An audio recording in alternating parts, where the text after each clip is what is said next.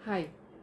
मेरे क्लाइंट जब पतले होने लगते हैं, मैं जब पतले होने लगती हूँ, सब कितनी पतली हो रही है तू, और पतली मत होना, फिर तू अच्छी नहीं दिखेगी ये।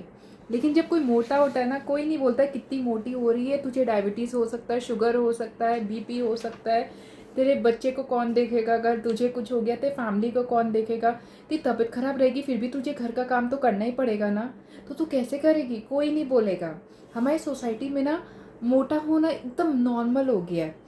भले ही ना, क्योंकि बहुत लोग मोटे हैं इसलिए मोटा होना नॉर्मल है। लेकिन आपको पता है, अगर आपकी बॉडी में 1 किलो फैट भी एक्स्ट्रा है ना, तो आपकी बॉडी को उस 1 किलो फैट को जिंदा रखने के लिए इतना सारा ब्लड पंप करना पड़ता है, वेन को लंबी करनी पड़ती है, आपके हार्ट को कितना ज़्यादा काम करना पड़ता है वो ब्लड पंप करने के लिए। तो इमेजिन, अगर 20 किलो फैट है आपके बॉडी में, तो 20 किलो फैट को जिंदा रखने के लिए आपके हार्ट को डबल ट्रिपल मेहनत करनी पड़ती है। इसलिए तो लोगों का ये ब्लड प्रेशर का प्रॉब्लम आता है मोटापे की वजह से।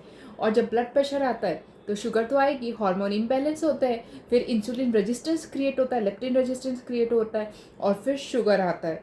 फिर लोग क्या बोलेंगे, अब मेरे को पीसीओडी हो गया, कुछ पीसीओएस है मेरे को, और मेरे को ये सब प्रॉब्लम है, इसलिए मैं वेट नहीं लूज़ कर सकती, मेरे हेल्थ कंडीशन की वजह से वेट लूज़ नहीं कर सकती, या फिर मेरे पास टाइम नहीं है इसलिए मैं वेट लूज़ नहीं कर सकती हूँ। और सच्चाई क्या है ना, ऐसा नहीं है कि और फिर मैं लेज़ी हूँ इसलिए मैं वेट लूज़ नहीं कर सकती। सच्चाई ये है कि लेज़ी होने की वजह से हम वेट लूज़ नहीं कर सकते, ऐसा नहीं है। हम वहाँ फेलियर फील करते हैं। माइंड हमारा एक्शन लेता है सिर्फ शेम को अवॉइड करने के लिए और प्लेजर सीख करने के लिए, मतलब प्राइड सीख करने के लिए। कितनी बार देखा है, शादी के बाद क्या होता है ना, अचानक से हस्बैंड को बहुत काम हो जाता है ऑफिस का, और वाइफ को टाइम ही नहीं मिलता हस्बैंड के लिए, क्योंकि वो बच्चे में बिजी हो जाती है। और सच्चाई क्या है कि ऐसा बात नहीं है। हस्बैंड अपने काम में अपने आप को सक्सेसफुल फील करता है, वाइफ के सामने जाता है, वो कुछ कंप्लेन क्रिटिसाइज करती है तो वो अनसक्सेसफुल फील करता है, फेलियर फील करता है, शेम फील करता है, तो वो अवॉइड करना चाहता है, और वो काम में सक्सेसफुल फील कर रहा है। और जो वाइफ है वो बच्चे के सामने सक्सेसफुल फील कर रही है, जब वो हस्बैंड के सामने जाती है तो उसके हस्बैंड कुछ बोल देते हैं तो फिर वो अनसक्सेसफुल फील करती है। तो सच्चाई ये नहीं कि हमारे पास टाइम नहीं है।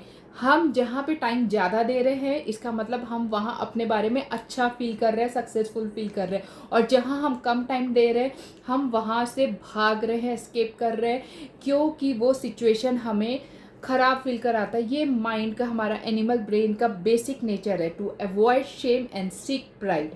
इसलिए लेकिन हमें ये ऑटो पायलट मोड में हम चल रहे, तब हम ऐसे करते हैं। लेकिन अब आपको पता है कि I don't have time is not an excuse, it is sorry, it is an excuse. और दूसरी बात और आखिरी बात, समय तो निकल ही जाएगा। आपके पास 3 महीना नहीं है, 1 साल निकल जाएगा। अब वेट लॉस के बारे में कब से सोचे हो, कितना टाइम निकल गया है, ये टाइम भी वैसे ही निकल जाएगा, और वक्त के साथ आपके पास होगा सिर्फ रिग्रेट, गिल्ट, और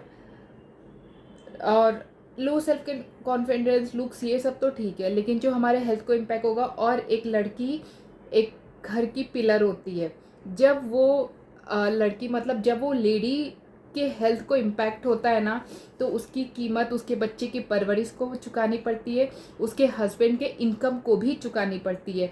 जब एक लड़की का हेल्थ ख़राब होता है ना, तो उसका परिवार का बैकबोन हिल जाता है, वो परिवार हिल जाता है। तो एक परिवार की लड़की जितनी फिट होगी इमोशनली, मेंटली, फिजिकली, उतना फिट होगा वो परिवार, उतना स्ट्रांग बनेगा वो परिवार। तो अब जब आपको पता चल गया कि आप अपने फैमिली के पिलर हो, जनरली लड़की को लगता है I am so insignificant, you know, I don't earn money, मैं तो कोई वैल्यू ही नहीं है, मैं तो कोई रिस्पेक्ट ही नहीं है, मेरे हस्बैंड ही है जो है। लेकिन रियलिटी में आपके हस्बैंड भी आप पर डिपेंडेंट है, और आपका बच्चा भी आप पर डिपेंडेंट है। तो कौन है सिग्निफिकेंट ज़्यादा, आपके हस्बैंड या आप? तो ये सोच के रखिएगा कि घर का पिलर जितना स्ट्रांग होगा उतना स्ट्रांग वो परिवार होगा। Bye bye.